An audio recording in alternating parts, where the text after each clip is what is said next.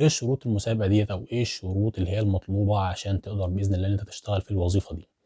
الشروط المطلوبه يا جماعه اللي انت لازم تكون حاصل على بكالوريوس او ليسانس.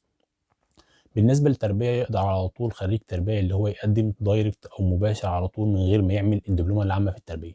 اما بالنسبه مثلا لطالب زي خريج زراعه او خريج تجاره او خريج كليه الاداب او خريج كليه علوم، لازم يا جماعه بياخد بعديها، لازم ياخد سنه دي بياخدها في كليه التربيه، بياخد حاجه اسمها الدبلومه العامه في التربيه. دي بتكون مدتها سنه، بعد السنه بياخد الدبلومه وبيقدر باذن الله اللي هو يقدم في المسابقه ديت عشان يقدر يشتغل.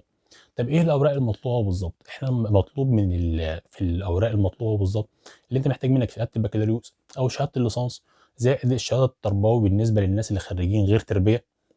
محتاجين منك فيش جنائي موجه للتربية والتعليم، محتاجين صور شخصية. بالنسبة للشباب محتاجين منهم شهادتي بتاعة الجيش، بالنسبة للبنات محتاجين شهادة الخدمة المدنية.